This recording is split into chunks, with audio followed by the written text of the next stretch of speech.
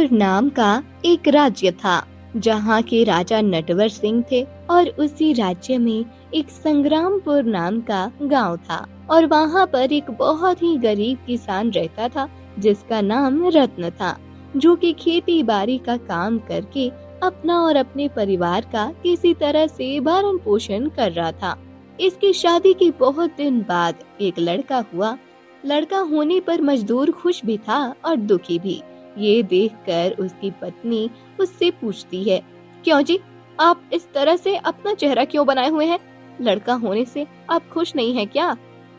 ऐसी बात नहीं है, खुश तो हूँ, पर पर क्या, बताइए ना, क्या बात है? कुछ नहीं, बस यही सोचता हूँ कि हम तो एक गरीब किसान हैं और थोड़ा सा खेती करके ही किसी तरह अपना घर चला पाते हैं। लेकिन ऐसी स्थिति में अपने बच्चे का ठीक तरह से कैसे परवरिश कर पाएंगे? कोई बात नहीं जी, जिस तरह से हमारी स्थिति है उस तरह से हमारे बेटे का भी परवरिश होगा।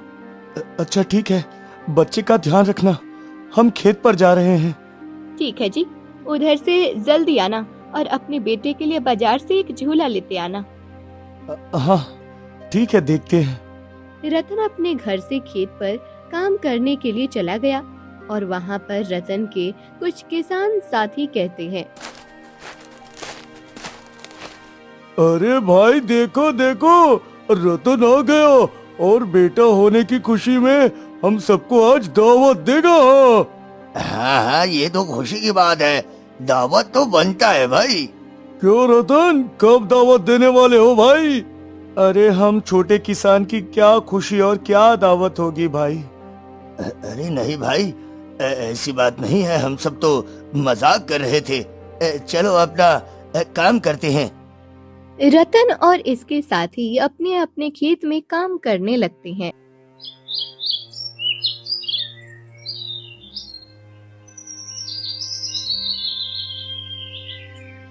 और शाम होने के बाद रत्न जब बाजार में झूला खरीदने गया और दुकानदार ने झूले का दाम पूछा। भैया एक झूला खरीदनी है, कितने का दोगे? भाई साहब, एक झूला आपको 1000 की पड़ जाएगी। रतन झूले का दाम सुनकर सोचने लगता है,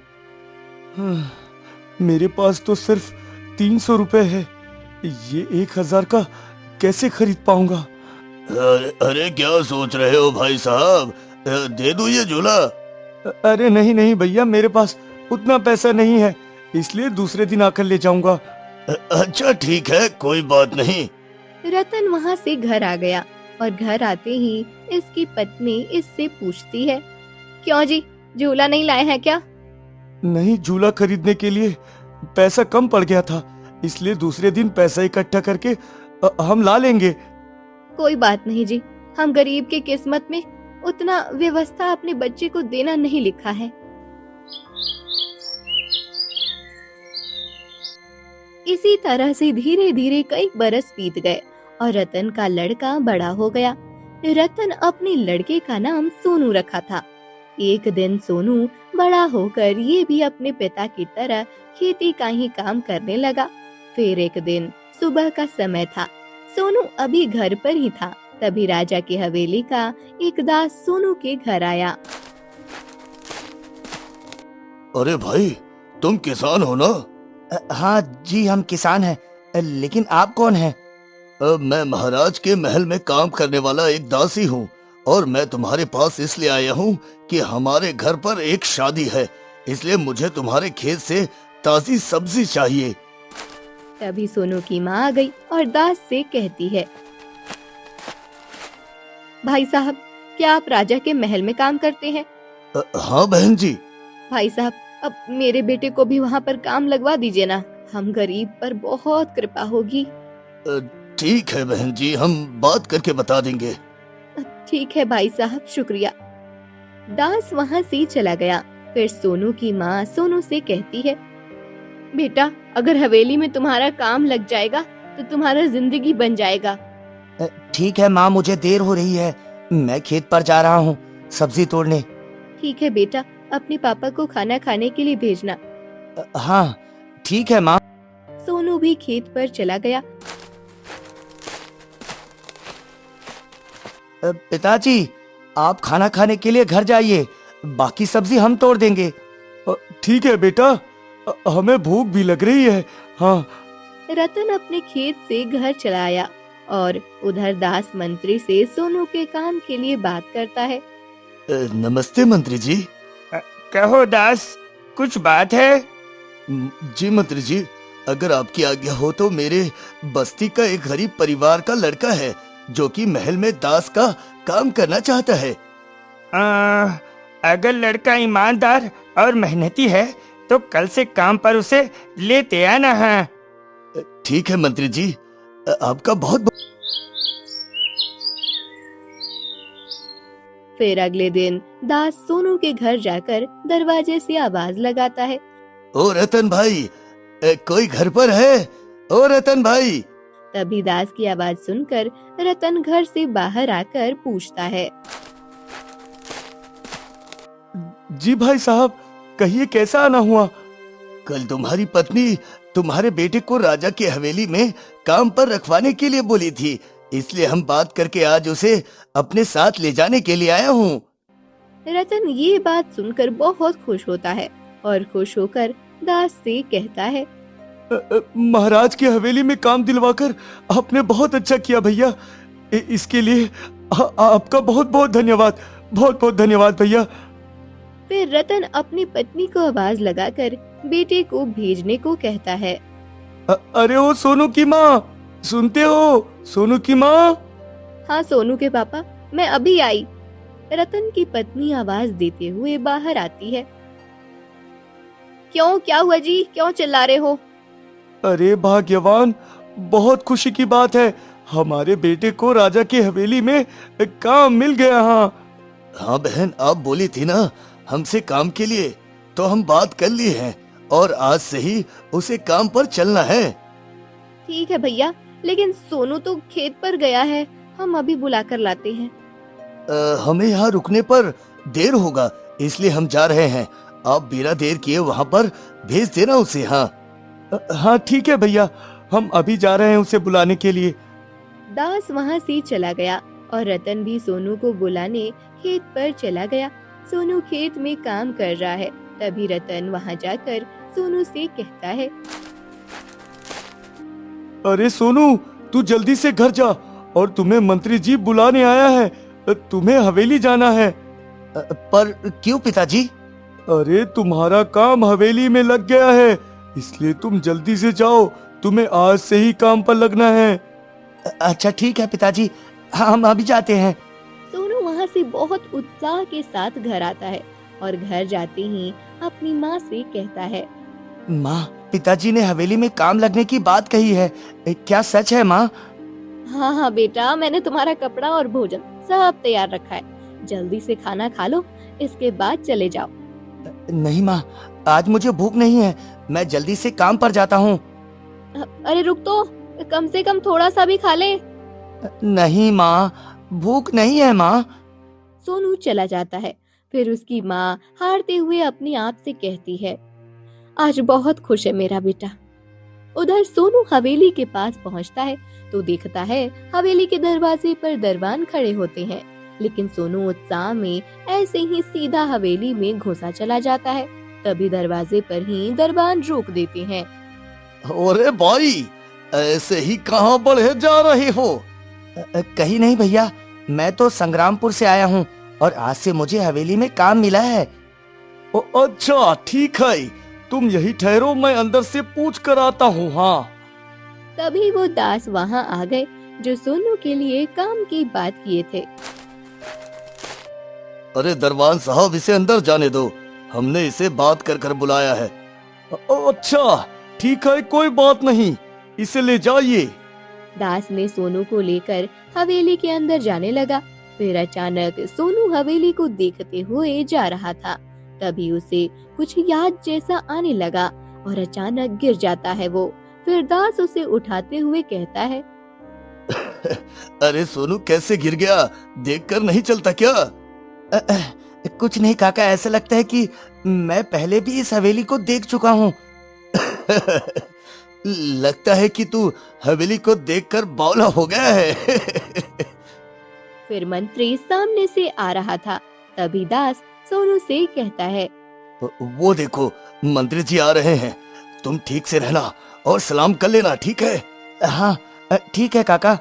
मंत्री के पास आते ही दास सर झुकाकर कहता है, नमस्ते मंत्री जी। नमस्ते। तुम्हारे साथ ये लड़का कौन है?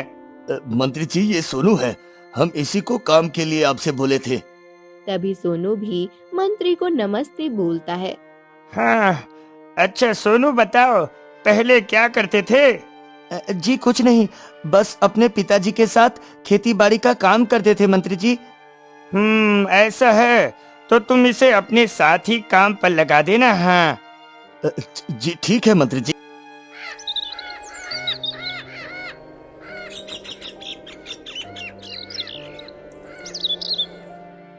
फिर दास सोनू को साथ लेकर हवेली के अंदर चला गया और अपने साथ उसे भी साफ सफाई के काम पर लगाते हुए कहता है, देखो, तुम यहाँ का पूरा फर्श साफ कर देना और किसी भी तरह की गलती नहीं होनी चाहिए, नहीं तो तुम्हारे साथ साथ मुझे भी काम से निकलना पड़ेगा। ठीक है काका, अब से कोई गलती नहीं होगी। सोनू साफ सफाई करने लगा। फिर शाम होने के बाद घर आता है और सोनू को घर आते ही उसकी माँ मुस्कुराते हुए सोनू से पूछती है, हवेली में काम करके आ गया बेटा? माँ, हाँ माँ, मैं घर आ गया माँ। कैसा था वहाँ का काम? यही बस साफ सफाई का काम किया था माँ। अब कोई बात नहीं बेटा, अब तुम्हें हवेली में काम मिल गया वही बहुत है। बस कोई भी काम हो मन से करना। हाँ माँ, लेकिन वहाँ गया तो ऐसा लगा कि हम उस हवेली के अंदर पहले भी कभी गए थे। नहीं बेटा, ये तुम्हारा भ्रम है। चलो खाना खाकर सो जाओ, कल से समय पर काम चले जाना। सोनू की माँ सोनू के लिए खाना देती है। अब लो खा लो बेटा। सोनू खाना खाने लगा और खाकर सोने चला गया। फिर नींद में भी उस हवेली और पहले वाले राजा की याद आने लगी उसे, जो कि राजा एक किसान को दंड दे रहे थे। तभी सोनू घबराते हुए नींद से जाग जाता है और चिल्लाते हुए अपनी माँ को आवाज लगाने लगा, माँ, माँ, माँ सुनती हो? आवाज सुनकर सोनू की माँ और पिता रतन दोनों जल्दी से आकर पूछते हैं, क्या हुआ बेटा, तुम इतना क्यों चिल्ला रहे हो? आखिर इतनी रात को क्या हुआ जो चिल्ला रहे हो? माँ, पिताजी, मुझे नींद में अजीब अजीब से राजा के सपने दिखाई दे रहे हैं माँ। कैसा सपना दिखाई दे रहा है? माँ, हम देख रहे थे कि राजा घोड़ा पर बैठकर हाथ में तलवार लिए तेजी से आ रहे हैं। अरे कोई बात नहीं बेटा, आज तुम राजा की हवेली में गए थे, इसलिए तुम्हें सपने में सिर्फ राजा ही दिखाई दे रहे हैं। चिंता मत करो बेटा, तुम अभी आराम से सो जाओ। अच्छा ठीक है माँ, मैं सो जाता हूँ।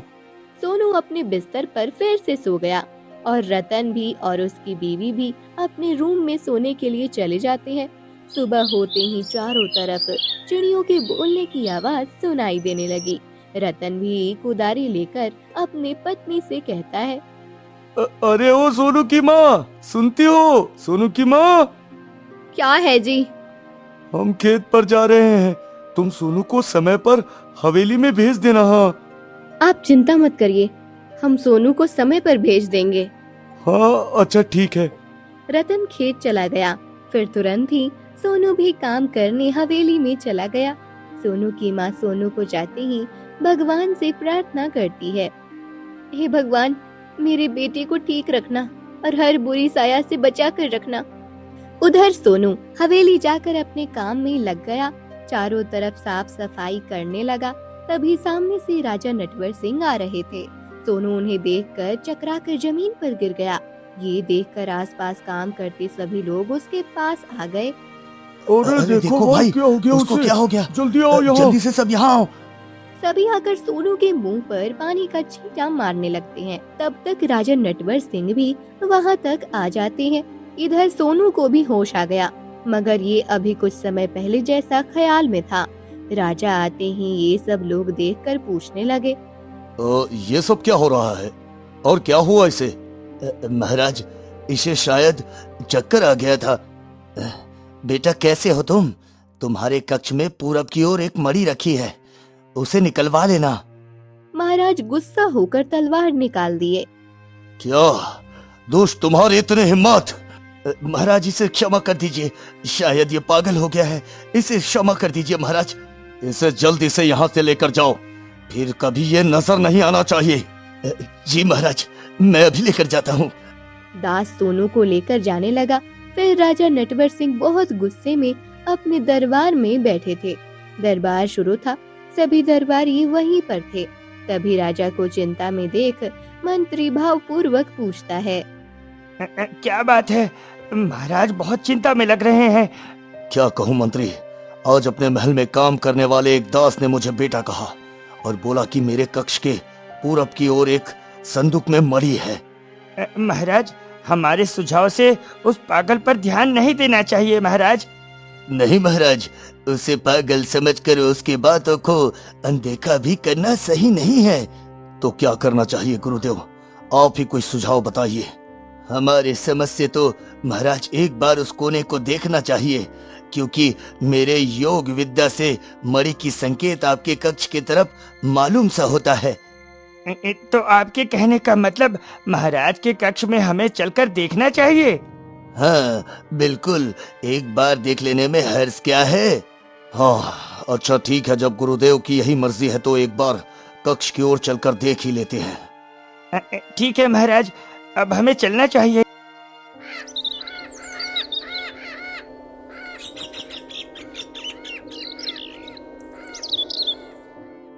मंत्री राजा राजगुरु राजा के कमरे की तरफ जाते हैं और कुछ देर खोजने के बाद उन्हें एक छोटा सा संदूक मिलता है। महाराज, इस कोने से एक छोटा सा संदूक मिला है महाराज। हाँ ठीक है, उस संदूक को तुम यहाँ रख दो। मजदूर उस संदूक को उठाकर मंत्री को दे दिया। फिर राजा उसे मंत्री से खोलने के लिए बोले, इसे खोल कर देखिए मंत्री जी, इसमें क्या है? जी महाराज। फिर मंत्री जब संदूक खोले तो उसमें एक चमकता हुआ मणि था। ये देखकर सभी लोग चकित हो गए कि उस दास सूरज का बात सच निकला। राजा चकित होकर गुरुदेव से कहते हैं, गुरुदेव, ये तो सचमुच संदूक में एक मणि है। हाँ महाराज। मगर वो दास कैसे जानता था, और उसने मुझे बेटा भी कहा। ये सब क्या था गुरुदेव? हाँ, आप चिंता ना करिए महाराज, हम अपनी योग माया से सब मालूम कर लेंगे। गुरुदेव आंख बंद करके मंत्र पढ़ते हैं और कुछ देर बाद उन्हें सब कुछ पता कर लेते हैं और राजा से कहने लगे, महाराज, हमने जो योग माया से देखा वो सब एक चमत्कार ही है महाराज, चमत्कार ही है। आपने क्या देखा गुरुदेव? मुझे बताइए गुरुदेव। महाराज, मैंने योग माया से देखा कि वो लड़का आपके पिता वीर सिंह का दूसरा जन्म है। ये आप क्या बोल रहे हैं गुरुदेव? क्या ये सच है? हाँ महाराज, ये आपके पिताजी का पूरा जन्म है और वो उस किसान के लड़के के रूप में हुआ है। मेरे पिताजी का जन्म एक किसान के लड़के के रूप में? ये कैसी बात कर रहे हैं गुरुदेव? हाँ महाराज, आपके पिताजी से उस समय एक गलती हुई थी, जिस वजह से उन्हें इस जन्म में एक गरीब किसान के घर पैदा होना पड़ा। वो गलती कैसी थी गुरुदेव, आप बताइए मुझे। बस यही महाराज, बात उस समय की है जब किसान के बेटे का तबीयत बहुत खराब था, इसलिए वो किसान आपके पिताजी के पास मदद मांगने आया था। उस समय आपके पिताजी मंदिरा पीते थे और मंदिरा के नशे में उन्होंने उस किसान को वहां से भगा दिया।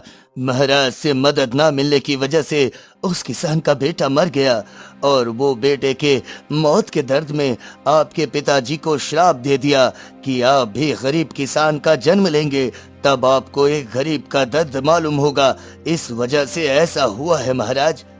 राजा नटवर सिंह ये सुनकर बहुत चौंक जाते हैं और उनकी आंख में आंसू आ गए। फिर उसने मंत्री जी से बोला, मंत्री जी, आप उस लड़के को बहुत आदर से यहाँ ले आइए।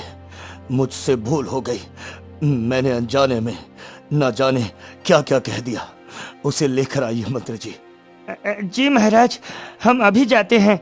मंत्री सोनू के घर चले गए और वहाँ सोनू की माँ मंत्री को देखकर डर गई। वो सोचने लगी कि लगता है सोनू को राजा से की हुई गलती की सजा देने आए हैं, इसलिए आते ही हाथ जोड़कर मंत्री जी से कहने लगी, मंत्री जी, हमारी बेटी को माफ कर दीजिए, वो नादानी में राजा को कुछ कह दिया है। अरे बहन उठो, हम सोनू को सजा देने नहीं आए हैं, हम महाराज के कहने पर उसे आदर से साथ ले जाने आए हैं। हाँ क्या ये क्या कह रहे हैं आप? हाँ बहन, मैं सच कह रहा हूँ, मैं उसे आदर के साथ वहाँ ले जाने आया हूँ। हाँ देखिएगा मंत्री जी, मेरे बेटे को कोई दिक्कत ना हो। नहीं बहन, ऐसी कोई बात नहीं है, आप सोनू को भेजिए। जी मंत्री जी। फिर सोनू की माँ सोनू को बुलाने घर के अंदर जाती है और सोनू से कहती है, बेटा, हवेली से तुम्हें मंत्री जी ले जाने आए हैं। नहीं माँ, मैं वहाँ पर नहीं जाऊँगा, क्योंकि वहाँ जाने पर मुझे कुछ पुरानी याद आने लगती है, जैसा कि मैं उस महल में पहले कभी जा चुका हूँ। माँ बेटा, राजा तुम्हें खुद मंत्री के साथ बुलाने आए हैं, इसलिए तुम्हें वहाँ जाना पड़ेगा। नहीं माँ, मैं नहीं जाऊँगा वहाँ। ठीक है, वहाँ काम मत करना, बस राजा की बात सुनकर चले आना। अच्छा ठीक है, तुम कहती हो तो मैं वहाँ चला जाता हूँ। सोनू मंत्री के साथ पैदल ही हवेली जाने लगा और हवेली जाते ही राजा सोनू को देखते ही भावपूर्वक होकर पिताजी बोल दिए। ये देखकर सभी लोग दंग रह गए। फिर राजा प्रेम के साथ सोनू से कहते हैं, मुझसे अनजाने में बहुत बड़ी गलती हो गई, जो आपको जाने के लिए कह दिया, मुझे माफ कर दो। मैं कुछ समझा नहीं महाराज। आप राजा को बेटा कहकर बोले थे, वो सत्य था। महाराज बीर सिंह का पुनर्जन्म आप है। आप क्या पुनर्जन्म? हाँ, मुझे सब मालूम हो गया है। गुरुदेव ने अपनी योग्य विद्या से देखकर सब मालूम कर लिया है। हाँ, और आपने जिस जगह पर मणि बताया था वो भी सत्य था। फिर राजा बहुत आदर के साथ सोनू को अंदर लेकर जाते हैं और बोलते हैं, पिताश्री, अब आपको कहीं नहीं जाना है, आप यहीं पर रहकर आराम करिए। आपके इस जन के माता पिता को भी हम यहीं बुला लेंगे। सोनू बहुत खुश हुआ, फिर वहीं पर आराम से रहने लगा। दोस्तों, अगर आप इस वीडियो का पार्ट 2 देखना चाहते हैं तो कमेंट करें।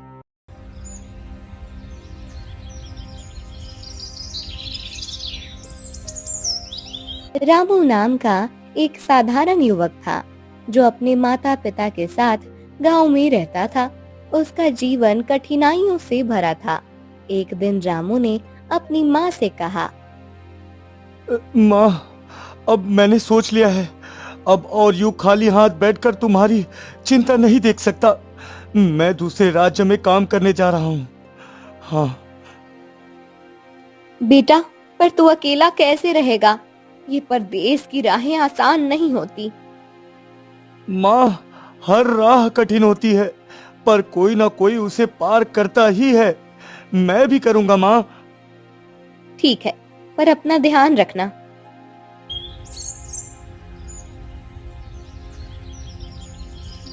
रामू आगे बढ़ता गया।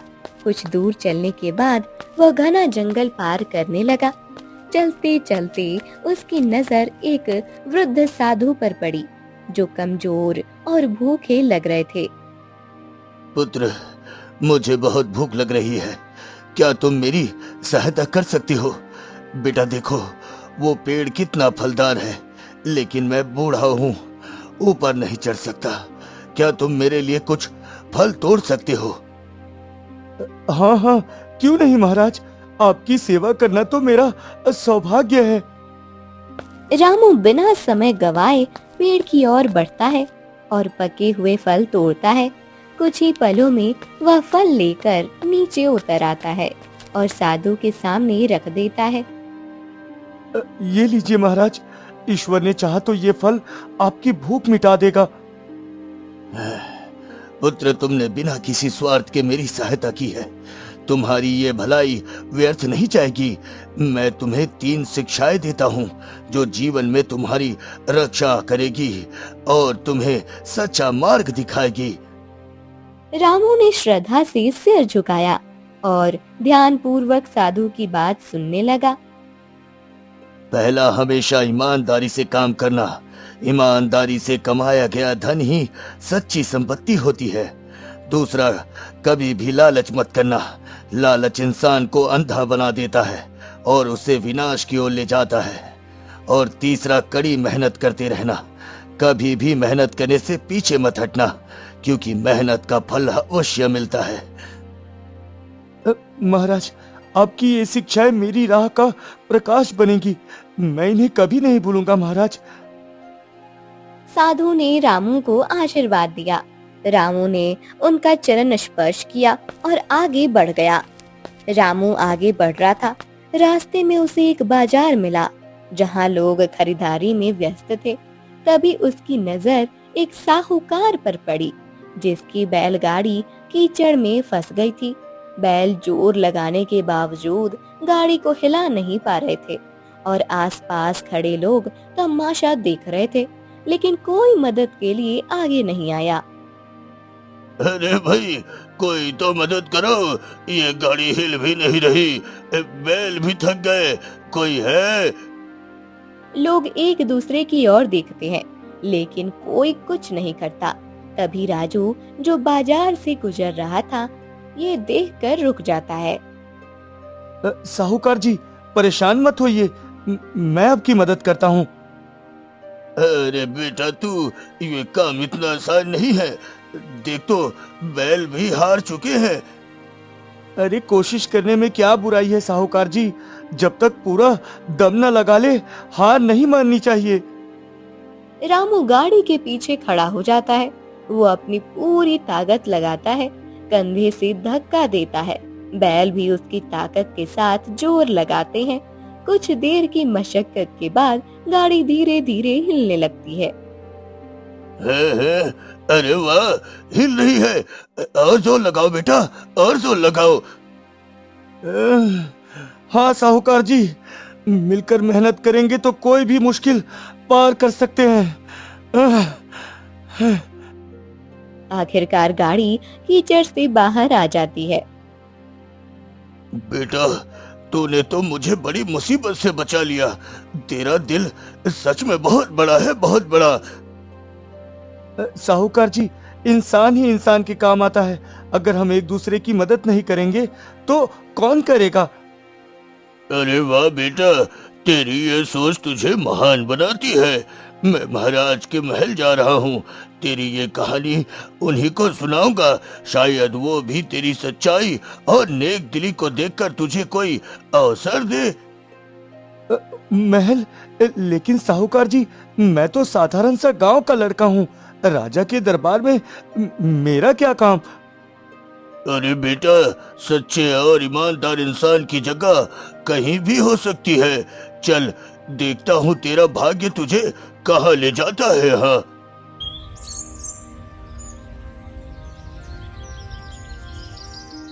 साहूकार के पीछे पीछे रामू महल चला जाता है। महाराज की जय हो, महाराज की जय हो। अरे अरे, आओ साहूकार जी, कहो क्या समाचार लाए हो? महाराज, आज मैं एक ऐसे युवक से मिला जिसने निस्वार्थ भाव से मेरी सहायता की। उसकी विनम्रता और सच्चाई ने मेरा मन जीत लिया महाराज। अच्छा, कौन है वो युवक?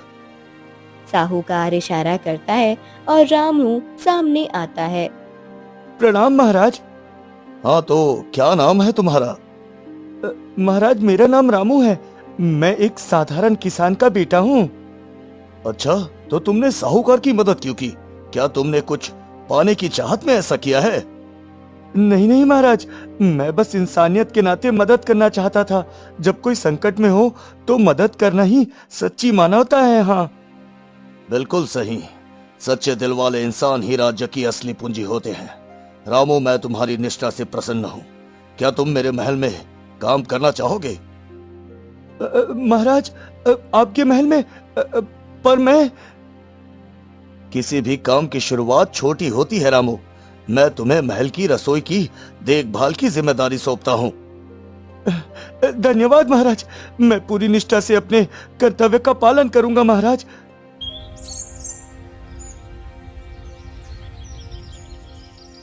अगले दिन रामू रसोई में साफ सफाई कर रहा था।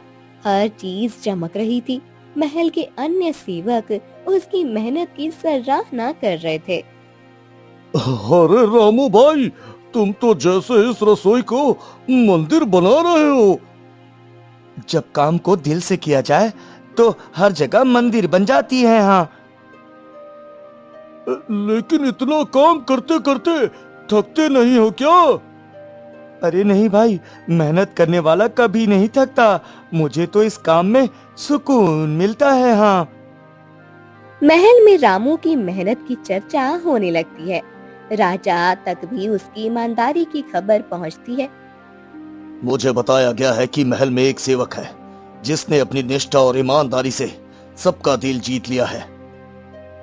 हाँ जी महाराज, वो रामू है। हर काम को सच्चे मन से करता है। हाँ, हाँ, ऐसे लोग ही राज्य की असली पूंजी होते हैं। राजा सेवक को इशारा करती है। कुछ ही पलों में रामू दरबार में उपस्थित होता है। वह विनम्रता से सिर झुकाकर अभिवादन करता है। जय हो महाराज की। रामू, तुमने अपनी मेहनत और ईमानदारी से महल में सबका विश्वास जीता है। मैं चाहता हूँ कि तुम अब रसोई के काम से आगे बढ़ो। महाराज, आपकी कृपा है, पर मैं एक साधारण सेवक हूँ। क्या मैं किसी और जिम्मेदारी के योग्य हो सकता हूँ महाराज? सच्चाई और कर्तव्य निष्ठा से बड़ी कोई योग्यता नहीं होती रामू। अब मैं तुम्हें अपनी बेटी राजकुमारी सुभद्रा का अंगरक्षक नियुक्त करता हूँ। महाराज, ये न केवल एक पद है बल्कि एक विश्वास है। क्या तुम इसे निभाने को तैयार हो रामू? महाराज, ये तो मेरा सौभाग्य होगा। मैं अपने प्राणों की आहुति देकर भी राजकुमारी की रक्षा करूंगा महाराज। हाँ, यही सुनना चाहता था मैं। जाओ और अपनी नई जिम्मेदारी संभालो।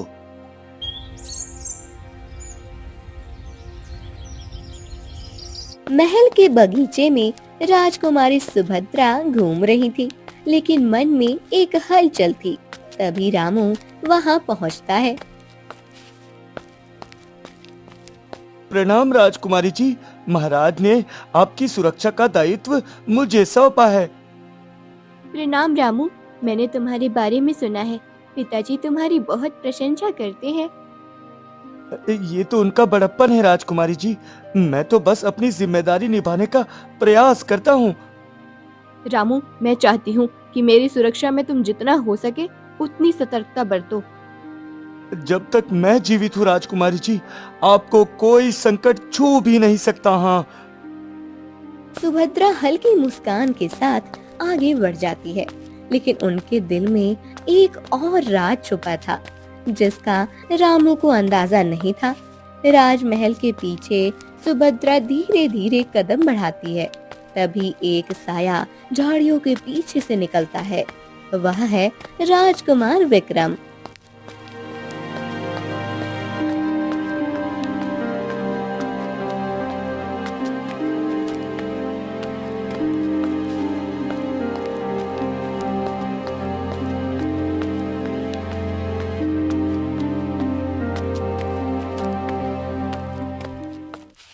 अरे सुभद्रा, मुझे लगा था कि तुम नहीं आओगी। भला मैं तुम्हें देखने ना आऊं? हमारा ये छुप छुप कर मिलना कब तक चलेगा सुभद्रा? जब तक मैं अपने पिता को सच नहीं बता देती। तभी एक हल्की सरसराहट सुनाई देती है। सुभद्रा चौकन्नी हो जाती है। डरने की जरूरत नहीं है, यहाँ कोई नहीं आएगा। लेकिन विक्रम को नहीं पता कि दूर एक कोने में खड़ा रामू ये सब देख रहा था। उसके मन में कई सवाल उठ रहे थे। राजकुमारी का ये प्रेम, पर ये तो पड़ोसी राज्य के राजकुमार हैं। क्या ये सही है?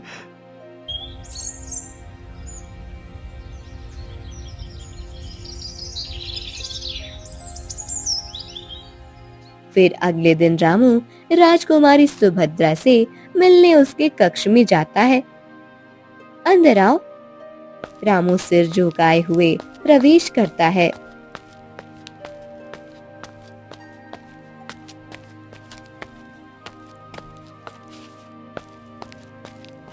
राजकुमारी जी, आपने मुझे बुलाया? हाँ रामू, मैं जानती हूँ कि तुमने जो देखा वो तुम्हें विचलित कर रहा है।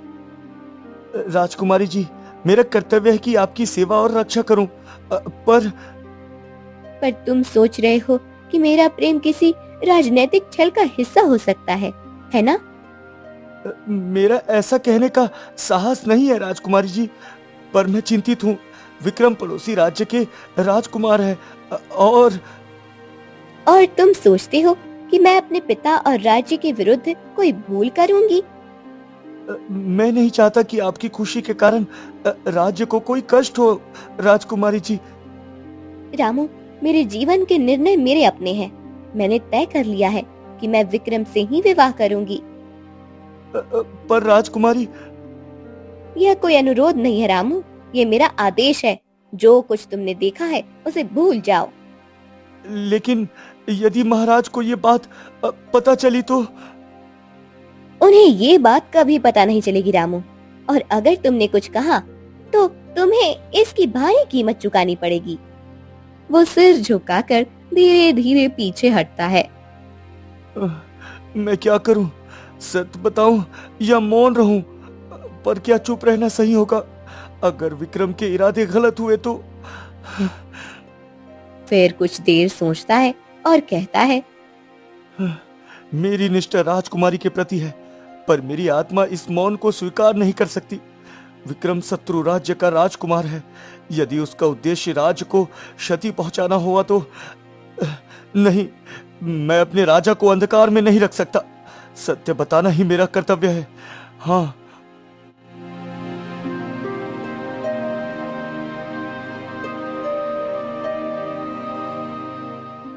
रामू महल के मुख्य द्वार पर पहुंचता है।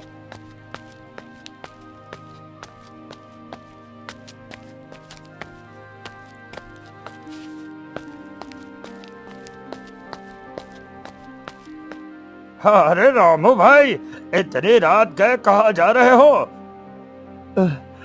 राजा साहब से मिलने। मुझे उनसे एक महत्वपूर्ण बात करनी है। द्वारपाल उसे जाने देता है। रामू, इस समय रात को दरबार बुलाने का कारण क्या है? क्या इतनी बड़ी बात हो गई है? महाराज, मैं जानता हूं कि ये समय अजीब है, पर मुझे आपको एक सत्य बताना है जो आपके राज्य और परिवार के लिए बहुत आवश्यक है। अच्छा, बोलो रामू, क्या कहना चाहते हो? दरअसल राजकुमारी सुभद्रा और पड़ोसी राज्य के राजकुमार विक्रम, वे दोनों गुप्त रूप से मिलते हैं। राजकुमारी ने निर्णय लिया है कि वो उनसे ही विवाह करेगी। क्या? ये क्या बोल रहे हो तुम? महाराज, मुझे क्षमा करें, पर यह सत्य है। राजकुमार विक्रम शत्रु राज्य के हैं। यदि उनके इरादे नेक न हुए तो इससे आपके राज्य को खतरा हो सकता है महाराज। तभी दरबार के दूसरे छोर से राजकुमारी सुभद्रा तेज कदमों से प्रवेश करती है। पिताजी, ये रामू झूठ बोल रहा है। सुभद्रा, क्या ये सच है? रामू ने अपनी मर्यादा लांघ दी है पिताजी। उसने मुझ पर क्रूरदृष्टि डाली है, और जब मैंने उसे डांटा तो वो बदला लेने के लिए झूठी कहानियां बना रहा है। राजकुमारी, ऐसा मत कहिए। मैंने सदा आपकी और राज्य की सेवा की है। मैं झूठ क्यों बोलूंगा? पिताजी, रामू को क्या अधिकार है मेरे निजी जीवन में हस्तक्षेप करने का? अगर वो झूठ नहीं बोल रहा होता तो क्या किसी सबूत के साथ नहीं आता? राजा गुस्से से भड़क उठते हैं। रामू, तुमने मेरी बेटी पर झूठा आरोप लगाकर मेरी शान को ठेस पहुंचाई है। मैं तुम पर विश्वास नहीं कर सकता। महाराज, मैं सिर्फ राज्य की भलाई चाहता था महाराज। बस, मैं और कुछ नहीं सुनना चाहता। सिपाहियों, रामू को कारागार में डाल दो। सिपाही आगे बढ़ते हैं। रामू की आंखों में आंसू झलक पड़ते हैं। सिपाही उसे पकड़कर ले जाते हैं। सुभद्रा की आंखों में विजय की चमक है, लेकिन कहीं ना कहीं उसके भीतर भी हल्की बेचैनी थी।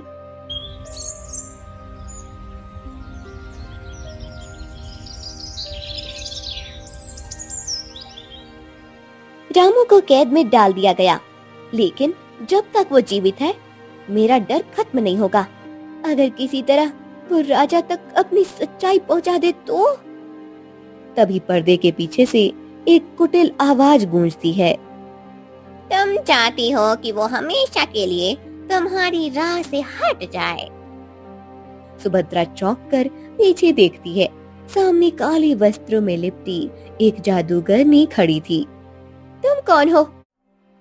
मुझे नाम से क्या पहचानोगी राजकुमारी?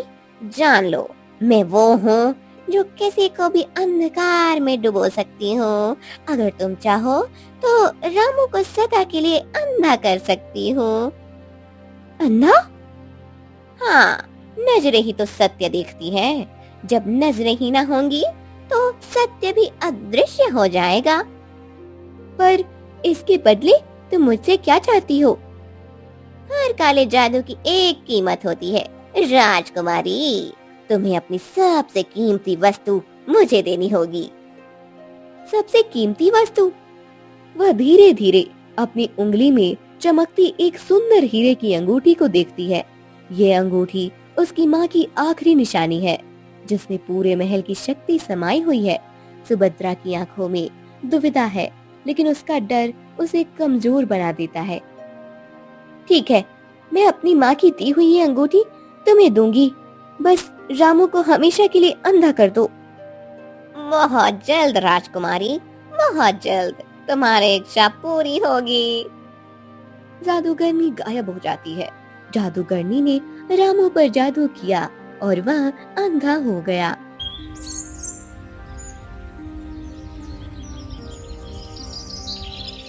अचानक अगले दिन राजा अपने पलंग पर अचेत पड़े थे।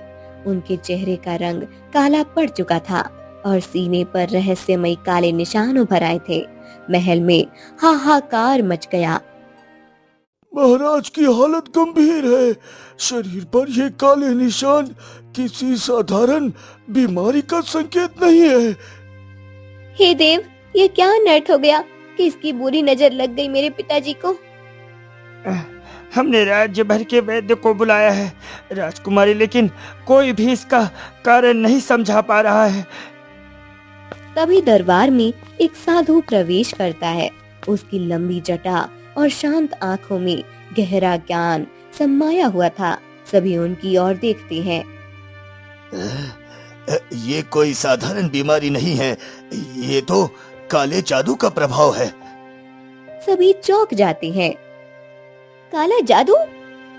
हाँ, कोई ऐसा है जिसने अपने स्वार्थ के लिए काले जादू का सहारा लिया है और अब इसका दुष्परिणाम महाराज भोग रहे हैं। परंतु कौन कर सकता है ऐसा नीच कर्म? सुभद्रा के मन में जादूगरनी के शब्द गूंजने लगते हैं। हर काले जादू की एक कीमत होती है। सुभद्रा भयभीत हो जाती है। वो समझ चुकी है कि ये सब उसकी भूल का परिणाम है। उसकी आंखों में आंसू आ जाते हैं और वो तेज कदमों से महल के बाहर भागती है। गहरे जंगल में काली में एक गुफा है। वहाँ जादूगरनी बैठी थी।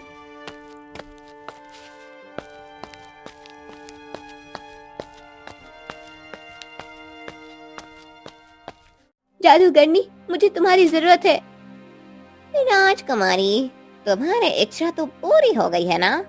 रामू अंधा हो चुका है। अब तुम और तुम्हारे प्रिय राजकुमार के बीच कोई बाधा नहीं है। फिर अब किस लिए आई हो? मेरे पिता पर काले जादू का असर हो गया है। तुमने जो अंगूठी ली थी, उसी ने ये अनर्थ किया है। कृपया करके उन्हें बचा लो। बचा लो? अरे राजकुमारी, काले जादू का सौदा एक बार किया जाता है, अब उसका परिणाम भुगतना ही होगा। नहीं, मैं अपनी भूल स्वीकार करती हूँ। मैं कुछ भी करने को तैयार हूँ। बस मेरे पिता को ठीक कर दो। कुछ भी? हाँ, मेरी जान भी लेनी हो तो ले लो। कितनी भोली हो राजकुमारी, परंतु काले जादू की भूख इतनी आसानी से शांत नहीं होती। राजा का कष्ट अब नहीं रुकेगा। इसी बीच राजकुमार विक्रम वहाँ आ पहुँचा। उसकी आंखों में डर और स्वार्थ साफ झलक रहा था। सुभद्रा, यहाँ मत रुको, चलो जल्दी से भाग चलते हैं। भागो? किससे? अपने कर्मों से। मैंने जो किया उसका परिणाम मेरे सामने है। अब मैं अपने पिता को ऐसे नहीं छोड़ सकती। तुम पागल हो गई हो।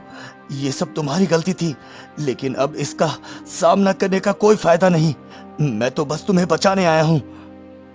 नहीं विक्रम, तुम मुझे बचाने नहीं आए, तुम सिर्फ अपनी जान बचाने आए हो। सच्चा प्रेम संकट में साथ खड़ा होता है, भागता नहीं। अगर तुम यही चाहती हो तो ठीक है, मैं यहाँ से जा रहा हूँ। देखना, तुम्हें इसका पछतावा जरूर होगा। विक्रम कायरता से पीछे हटता है और घने जंगल में भाग जाता है। राजकुमारी उसे जाते हुए देखती है। राजकुमारी, अपने कर्मों का परिणाम देखो, अब तुम्हारा अंत निश्चित है। नहीं, अब मैं डरने नहीं आई हूँ। मैंने जो पाप किए हैं उनका प्रायश्चित करने आई हूँ। चाहे कुछ भी हो जाए, मैं अपने पिता को बचाऊंगी और इस काले जादू को हमेशा के लिए खत्म कर दूंगी। तुम्हारे जैसे नासमझ इंसान हमेशा यही सोचते हैं, पर काले जादू का अंत आसान नहीं है सुभद्रा। सुभद्रा डरी नहीं, वो इधर उधर देखती है और एक भारी पत्थर को उठाती है। ये तुम्हारी पाप का अंत है जादूगरनी। सुभद्रा पूरी ताकत से पत्थर को चुड़ैल के सिर पर दे मारती है। पत्थर के लगते ही चुड़ैल चीख पड़ती है, उसका सिर लहूलुहान हो जाता है। तुमने मेरी शक्ति को ललकारा है, इसका अंजाम भुगतोगी। फिर जादूगरनी सुभद्रा पर हमला कर देती है। लेकिन सुभद्रा ने हार नहीं मानी। दर्द से कर्राते हुए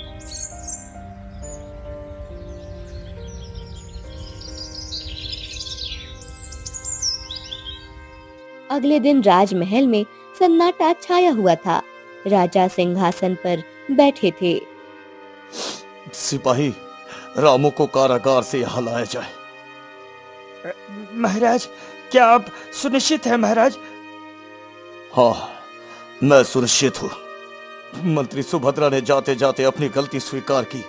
उसने कहा था कि वो रामू निर्दोष है और मैं अपनी बेटी के अपराध का प्रायश्चित करूंगा। कुछ देर बाद सैनिक रामू को लेकर दरबार में प्रवेश करते हैं। रामू की आंखों में दुख और असमंजस था। सैनिक रामू को आगे लाकर खड़ा कर देते हैं। महाराज, मुझे क्षमा कर दो रामू। मेरी आंखें तब खुली जब मैंने अपनी बेटी को खो दिया। काश मैंने तुम्हारी बात सुनी होती। तुमने सदा सच्चाई और निष्ठा का मार्ग चुना, जबकि मैं अपनी बेटी के प्रेम में अंधा हो गया था। पर जो अन्याय हुआ उसका बोझ मुझे ताउम्र उठाना होगा। महाराज, आपकी पीड़ा मैं समझ सकता हूँ। राजकुमारी ने अंतिम समय में अपनी गलती स्वीकार की, यही उनका सबसे बड़ा प्रायश्चित था महाराज। मैंने ये राजगद्दी, ये वैभव, ये सत्ता, सब कुछ अपने परिवार की खुशी के लिए संभाली थी। लेकिन अब जब मेरी बेटी ही नहीं रही तो इस सिंहासन का कोई मोल नहीं।